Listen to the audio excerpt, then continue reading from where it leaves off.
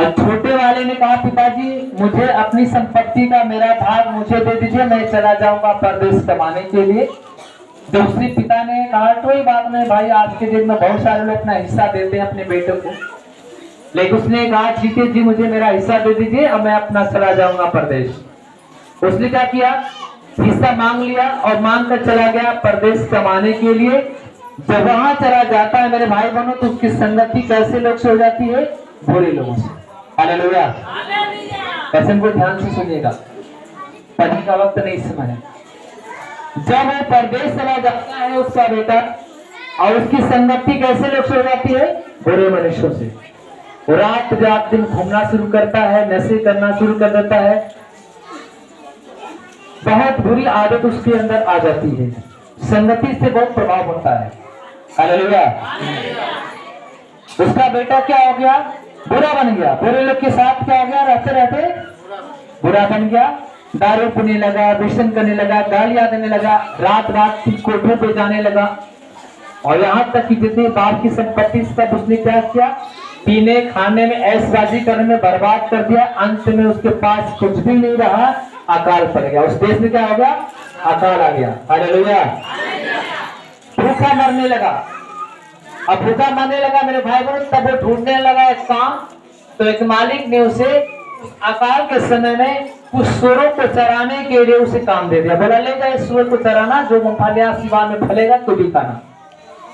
और वहां पे दिन भर सिवान में सूरों को लेकर चला जाता था, जो अपना फलियां खाती थी वो भी खाता था। एक दिन की बात है, जब उसने पश्चाताप किया कि मैं यहाँ भूखा मर रहा हूँ, मेरे पिता के घर में इतने नौकर चाकर मुझसे अच्छे भोजन करते हैं, अगर मैं अपने पिता के पास जाकर माफी मांगूंगा तो अवश्य कि मेरा पिता मुझे माफ करेगा। हालेलुया। मेरे भाई बहनों, वो आदमी आता वहां से परदेश से अपने घर पे आता है, पागलों की तरह उसका वेश बना हुआ था, बड़े बड़े कपड़े, दाढ़ियां बड़ी हुई थी, बाल बिखरे हुए थे, बड़े बड़े नाखून थे, मैला कुछ अलग कपड़ा पहना हुआ आ रहा पागलों की तरफ। जब रास्ते में ही था, उसका पिता दरवाजे पे बैठा हुआ था खाट पे, अपने बेटों को देखता है। हालेलुया। देखने के बाद उसने पूछा बेटा हालत तेरी कैसे हो गई। हालेलुया।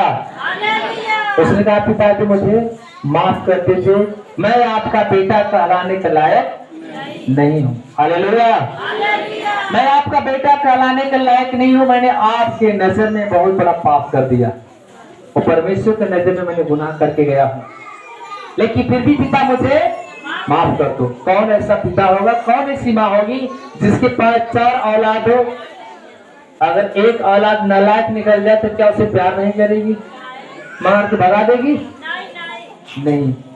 फिर भी वो माँ प्यार, पिता उसको क्या करते हैं, उसे प्यार करते हैं, गले लगाते हैं। अपने नौकर चाकर को आदेश दिए, उसके पिता ने बोला जल्दी से मेरे बेटे को नहलाओ, अच्छे कपड़े पहनाओ, इसके सोने चांदी के आभूषण से सजा दो, बाजा वाले को बुलाओ, खाना बनवाओ, पूरे गांव में निमंत्रण दो, क्योंकि मेरा बेटा आया है, मेरा बेटा आया है। हालेलुया। इसकी खुशी सबको बता दो। तुरंत खाना बनने लगा, बाजा वाले आगे, नाचने वाले आगे, बज रहा है। उसका बेटा काम करके जब आया खेत में, उसने देखा, तुरंत उसको नाराजगी आ गया। उसने बोला बताइए क्या हो रहा है। लोगों ने कहा भाई तेरा भाई वो आया है ना, इसलिए तेरा पिता ने खुशी मना रहे, जश्न मना रहे।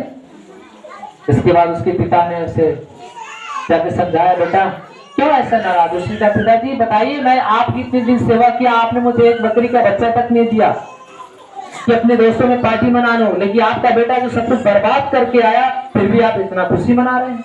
हालेलुया। हालेलुया। उसने कहा, पिता ने कहा बेटा सुन, मैं खुशी इसलिए मना रहा हूं कि तेरा भाई है ना, ये वापस आ गया है। ये मर गया होता लेकिन वापस आ गया। हालेलुया। इसके आने और इसके जीने की खुशी में मैं आनंद मना रहा हूं। हालेलुया।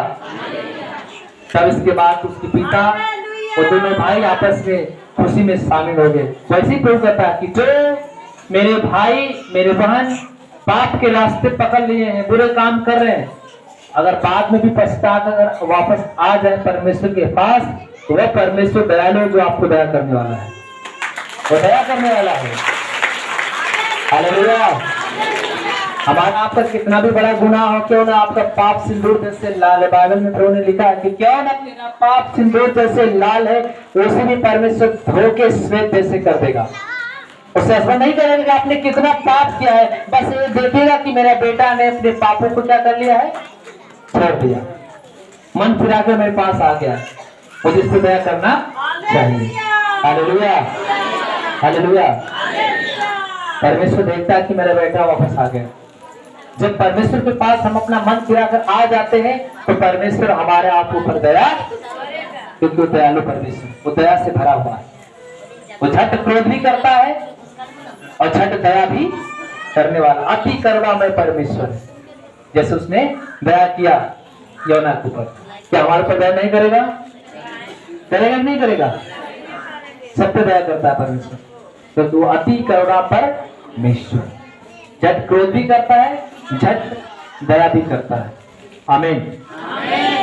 पहली बार कितने लोग आए यहाँ से? यहाँ पे जितने मेरे बहन या भाई हो, कोई है यहाँ पे जो पहली बार आए, जो कभी इस कलीसिया में नहीं आए थे? अपने स्थान पे खड़ा हो जाओ। जो कभी नहीं आए थे, आज पहली बार आए हैं।